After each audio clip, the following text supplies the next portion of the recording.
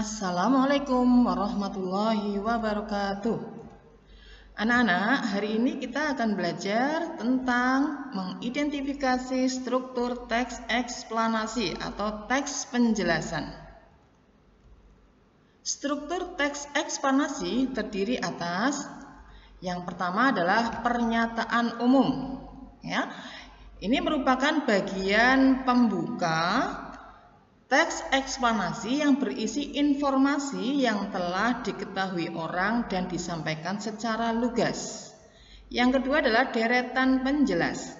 Merupakan bagian teks eksplanasi yang berisi informasi tambahan atau pendukung dari pernyataan umum. Yang ketiga adalah kesimpulan, yang merupakan bagian penutup teks eksplanasi yang berisi hasil akhir dari pernyataan umum dan deretan penjelas. Baik anak-anak, Ustazah akan jelaskan satu-satu bahwasanya teks eksplanasi terdiri dari 3 bagian. Yang pertama adalah pernyataan umum. Jadi ini merupakan bagian pembuka anak-anak dalam teks eksplanasi atau teks penjelasan, yang mana informasinya itu sudah diketahui orang, sudah diketahui banyak orang. Secara umum orang sudah mengetahuinya tentang hal-hal yang disampaikan pada paragraf yang pertama, tetapi tidak secara detail. Nah, kemudian kita lihat yang kedua, yaitu deretan penjelas. Ini merupakan bagian teks eksplanasi yang berisi informasi tambahan atau pendukung dari pernyataan umum. Di sini dimuat informasi-informasi yang mungkin sebagian orang belum paham, ya. Orang pahamnya di pernyataan umum. Di sini nanti ada tambahan-tambahan informasi, ya, supaya orang bisa mengetahui secara detail apa yang disampaikan dalam pernyataan umum. Kemudian yang ketiga adalah simpulan. Ini merupakan bagian penutup anak-anak. Jadi ada simpulannya yang merupakan bagian penutup dari pernyataan umum dan deretan penjelas, ya. Baik anak-anak, untuk lebih jelasnya, ya, mari kita baca teks eksplanasi di bawah ini dengan cermat. Suhu udara di pegunungan. Kita lihat paragraf yang pertama. Saat pergi ke daerah pegunungan atau perbukitan, udara akan terasa lebih sejuk. Udara di daerah perbukitan atau pegunungan terasa lebih dingin dibandingkan udara di perkotaan. Hal ini terjadi karena adanya perbedaan ketinggian letak. Nah, anak-anak, paragraf pertama ini berisi pernyataan umum. Artinya apa?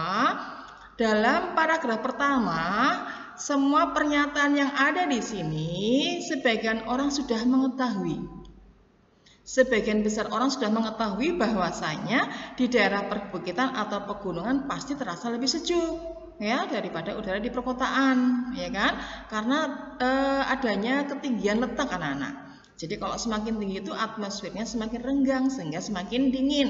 Nah, orang cuma tahu sebatas itu. Makanya ini disebut pernyataan umum, ya, sebagai pembuka teks eksplanasi. Sekarang kita baca paragraf yang kedua. Berdasarkan hasil penelitian, semakin tinggi letak tempat tinggal, udara di sekeliling pun semakin rendah atau dingin. Misalnya Jakarta berada di ketinggian 7,9 meter di atas permukaan laut dan bersuhu 29 derajat Celcius. Sedangkan Bandung terletak pada ketinggian 768 meter di atas permukaan laut dengan suhu sekitar 24 derajat Celcius. Suhu udara di Bandung lebih rendah daripada Jakarta karena letaknya lebih tinggi. Berdasarkan penelitian, setiap naik ke ketinggian 300 meter, suhu udara akan turun sekitar 2 derajat Celcius. Nah, anak-anak, kita cermati di sini, ya. Di sini banyak sekali informasi yang mendukung dari pernyataan umum tadi. Jadi di paragraf yang kedua ini banyak orang yang belum mengetahui berapa sih ketinggian Jakarta di atas permukaan laut. Nah, di sini ada informasi bahwasanya ketinggian Jakarta itu 7,9 meter di atas permukaan laut dan suhunya 29 derajat Celcius. Berapa sih ketinggian Bandung, ya? Di Bandung kok dingin? Nah, ternyata letaknya adalah 768 meter di atas permukaan laut dengan suhu 24 derajat Celcius. Ya, di sini dijelaskan bahwasanya setiap naik ke ketinggian 300 meter itu suhunya turun 2 derajat Celcius anak-anak.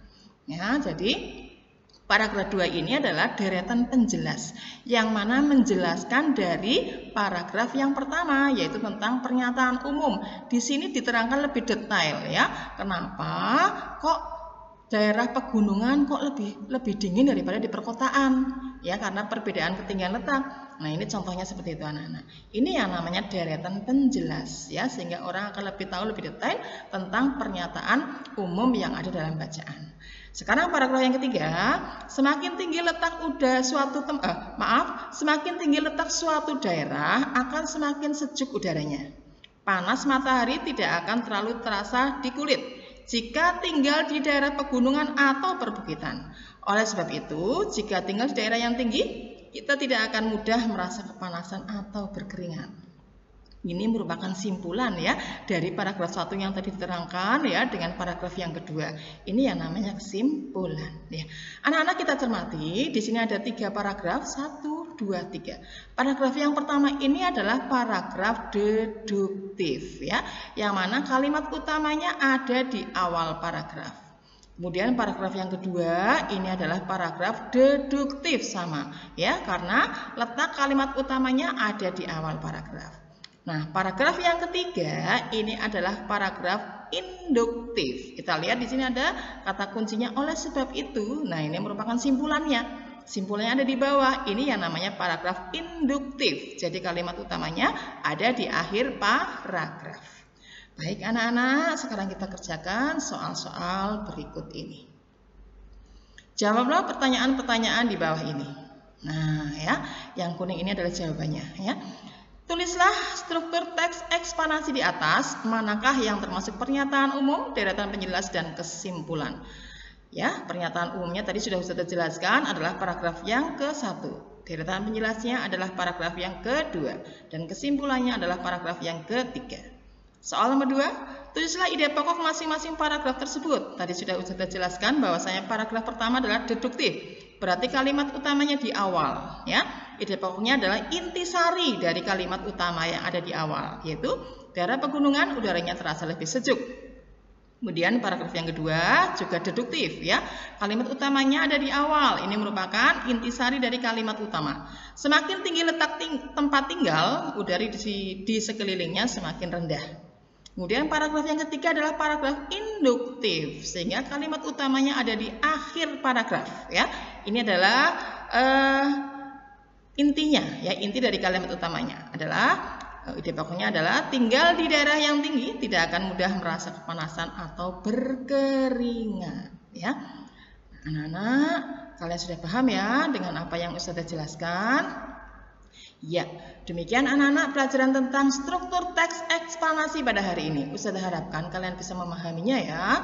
Setelah kalian sudah paham dengan apa yang Ustazah sampaikan, silahkan kalian kerjakan soal yang ada pada Google Formulir. Kalau belum paham, silahkan kalian ulang lagi videonya ya.